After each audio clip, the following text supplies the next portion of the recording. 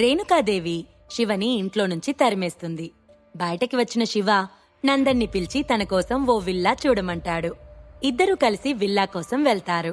మేధా ఫ్యామిలీని అంతం చేయడానికి తను చెప్పినట్టు చేయమంటాడు శివ. దాంతో నందన్ కళ్ళు మెరిశాయి. బృందావనం కాలనీలోని మిడిల్లో ఉన్న ఓ విల్లా. 3 అంతస్తుల బాల్కనీలో నిల్చొని శివ స్మోక్ చేస్తూ తన ఇంటి చుట్టూ చూస్తున్నాడు. చుట్టూ చాలా పెద్ద పెద్ద విల్లాస్ ఉన్నాయి. అంతా ఏ శబ్దం లేకుండా చాలా ప్రశాంతంగా ఉంది. ఇంతలో డోర్ శబ్దమైంది. కమేన్ అన్నాడు శివ. నేను వెళ్ళిన పని అయిపోయింది శివ సార్. విల్లా మీ హ్యాండ్ ఓవర్లోకి వచ్చింది. ఇదిగోండి విల్లాకి సంబంధించిన పేపర్స్. ఇక్కడ సెక్యూరిటీ చాలా టైట్ గా ఉంటుంది. మీ డీటెయిల్స్ చాలా సీక్రెట్ గా మెయింటైన్ చేస్తారు అని అన్నాడు నందన్. ఓకే నందన్, ఇప్పుడు నువ్వు జనరల్ మేనేజర్గా ఉన్న మనోహర్ రియల్ ఎస్టేట్లో ఎంతమంది బోర్డ్ ఆఫ్ డైరెక్టర్స్ ఉన్నారు? వాళ్ళని కొనడానికి నీకెంత డబ్బు కావాలి అన్నాడు శివ. మొత్తం బోర్డ్ ఆఫ్ డైరెక్టర్స్ 7 మెంబర్స్ ఉన్నారు సార్. వాళ్ళ షేర్స్ మనం కొనడానికి కనీసం 100 కోట్లైనా అవుతాయి అన్నాడు నందన్. ఇదిగో కార్డ్, 200 కోట్లు తీసుకో. మనోహర్ రియల్ ఎస్టేట్ పూర్తిగా మన ఆధీనంలోకి రావాలి. దీన్ని అడ్డు పెట్టుకుని మెరీనా రియల్ ఎస్టేట్ సంగతి చూస్తాను అన్నాడు శివ. నందన్ ఉత్సాహంగా, సరే సార్, మీరు చెప్పిన పని వెంటనే స్టార్ట్ చేస్తాను. మనోహర్ రియల్ ఎస్టేట్ పూర్తిగా నా చేతిలో ఉంది. ఇప్పుడు అఫీషియల్ గా మారుతుంది. And Marina real estate investors అంతా నాకు చాలా బాగా తెలుసు సార్. వాళ్ళు నా చేతిలో తోలు బొమ్మలే. ఇన్ని విషయాలు మేనేజ్ చేయగలిగిన నేను ఇంతవరకు మేధా ఫ్యామిలీ మీద రివెంజ్ ఎందుకు తీర్చుకోలేదంటే తర్వాత ఎలాంటి ప్రాబ్లమ్స్ ని ఫేస్ చేయాల్సి వస్తుందో అని భయం. ఇప్పుడు మీరున్నారు కదా, ధైర్యంగా వాళ్ళని ఎదుర్కొంటాను సార్ అని కసిగా అన్నాడు నందన్. సరే, వాళ్ళతో పని పడ్డప్పుడు వాళ్ళతో మాట్లాడొచ్చు. ముందైతే చెప్పిన పని చేయి అన్నాడు శివ. ఓకే సార్ అని చెప్పి నందన్ అక్కడి నుంచి వెళ్లిపోయాడు. మేధా ఫ్యామిలీ పునాదులు కదలటం మొదలైంది అని నవ్వుకొని బెడ్ ఎక్కేశాడు శివ. తెల్లవారింది. శివ రెడీ అయ్యి క్యాబ్ బుక్ చేసుకుని ఆఫీస్కి స్టార్ట్ అయ్యాడు. శివ స్టార్ట్ అయ్యి 20 నిమిషాల్లో జ్యోతి టవర్స్ ముందు ఆగాడు. అక్కడ గౌతమ్ అతని కోసం వెయిట్ చేస్తున్నాడు. శివని చూడగానే విష్ చేసి, మేడం లోపలికెళ్లారు సార్ అన్నాడు గౌతమ్. ఓకే, నేను కొద్ది రోజులు సురభి మేడంతో ఆఫీస్కి రాలేకపోవచ్చు. సో మేడంని జాగ్రత్తగా చూసుకో. ఏదైనా ఇబ్బందిగా అనిపించినప్పుడు నాకు ఫోన్ చేయడం మాత్రం మర్చిపోకు అని గౌతమ్తో అన్నాడు శివ. సరే సార్, కానీ ఈరోజు మీరు మేడంతో ఎందుకు రాలేదు? మేడంని నేను గమనించాను. ఆవిడ ఫేస్ కూడా చాలా బాధగా ఉంది సార్ అన్నాడు గౌతమ్. శివ నవ్వి ఊరుకున్నాడు. సార్, మీ గురించి ఆఫీస్ సెక్యూరిటీ తప్పుగా మాట్లాడుకుంటుంటే విన్నాను అని సంకోచంగా అన్నాడు గౌతమ్.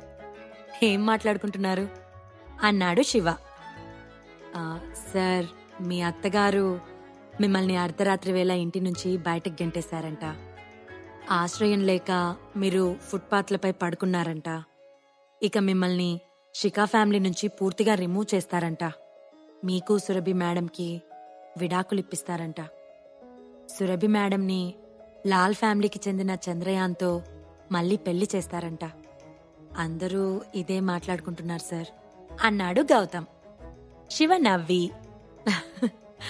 అప్పుడే ఆఫీస్ వరకు వచ్చేసిందా వ్యవహారం? ఇదంతా రేణుకాదేవి వసుంధరల పని అయ్యుండొచ్చు అనుకున్నాడు. అది నిజమే గౌతమ్, నన్ను మా అత్తగారు బయటకు గెంటేశారు.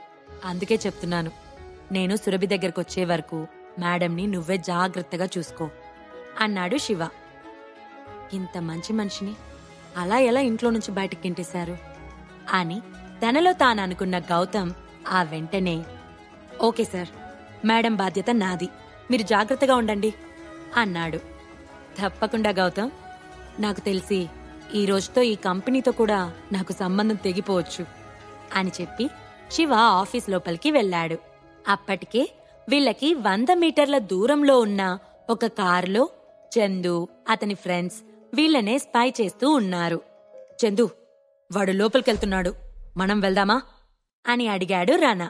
కాసేపు ఆగండి, వాడు లోపల సెక్షన్లోకి వెళ్ళాలి, అక్కడ వాడికి అవమానం జరగాలి. అదే సమయంలో నేను వెళ్ళి వాడి చంప పగలగొట్టాలి. ఇప్పుడు మనకి షికా గ్రూప్స్లో చాలా రెస్పెక్ట్ ఉంది, ఎందుకంటే త్వరలో ఆ ఇంటికి కాబోయే అల్లుణ్ణి నేను అని గర్వంగా నవ్వాడు చందు. భలే ప్లాన్ చేశావు చందు.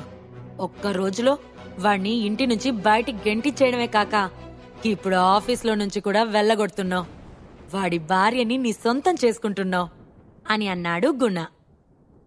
అదేరా డబ్బుకున్న పవర్. ఇక నుంచి సురభి నా చేతిలో కీలు బొమ్మే అని కసిగా అన్నాడు చందు.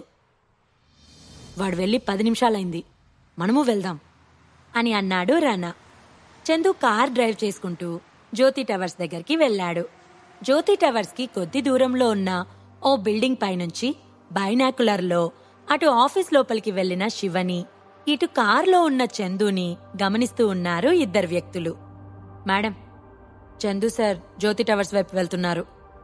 వాళ్ళు శివని అవమానించడానికి వెళ్తున్నట్లున్నారు అన్నాడు సౌందర్య అసిస్టెంట్ శర్మ. సౌందర్య సైడ్ స్మైల్ ఇచ్చింది. శివకి హెల్ప్ చేయడానికి ఇక్కడికి వచ్చామని చెప్పారు కదా మేడం, మమ్మల్ని వెళ్ళమంటారా అన్నాడు వర్మ. అవసరం లేదు అన్నది సౌందర్య. సౌందర్య అసిస్టెంట్లు వర్మ శర్మ ఒకరి మొహం ఒకరు చూసుకుని ఆశ్చర్యంగా సౌందర్య వైపు చూశారు. సౌందర్య కన్నింగా నవ్వుతూ, ఏంటి షాక్ అయ్యారా? ఎవడికైనా కడుపు నిండుగా అన్నముంటే అదే సమయంలో బిర్యానీ ఇచ్చినా వద్దనే అంటారు. అదే ఆకలిగా ఉన్నప్పుడు వేస్ట్ ఫుడ్ ఇచ్చినా దేవుళ్ళంటారు. ఇప్పటికే అనుదీప్ శిఖ నా తెలివి తక్కువ కజిన్ చందు మాట్లాడుకొనుంటారు. అక్కడ శివని జాబ్లోంచి తీయగానే అతను బయటకొచ్చాక చందు తన అనుచరులతో కలిసి శివని టార్గెట్ చేస్తాడు. ఇంతకుముందు రౌడీల కంటే బలమైన వాళ్ళని తీసుకొచ్చి శివపైకి వదులుతాడు. శివ ఖచ్చితంగా వాళ్ళ చేతిలో ఓడిపోతాడు. అప్పుడు మీరు మన మనుషులతో వెళ్లి వాళ్ళని బెదిరించి శివని తీసుకొని రండి. మనం శివ ప్రాణాలను కాపాడాం కనుక ఇక శివ నాకు రెస్పెక్ట్ ఇవ్వడమే కాదు, నా ముందు ఒబీడియంట్ గా కూడా ఉంటాడు. అలాంటప్పుడే నేను జాబ్ ఇచ్చినా తన లైఫ్ అంతా నాకు సర్వీస్ చేస్తాడు అని చెప్పటం ముగించింది. ఆమె ఫేస్లో వింత ఎక్స్ప్రెషన్స్ కనిపిస్తున్నాయి. శివ కన్నీళ్లతో నా ముందు కూర్చొని, మేడం, నా జీవితానికి మీరే జీవన జ్యోతి, నా పాలిట మీరు దేవత అని కృతజ్ఞతగా నాకు సర్వీస్ చేస్తుంటే అని కలలు కంటూ పెద్దగా నవ్వుతున్న సౌందర్యని భయంగా చూస్తూ, ఈ ప్రశ్నలకు సమాధానాలు తెలుసుకోవాలంటే నెక్స్ట్ ఎపిసోడ్ వినాల్సిందే.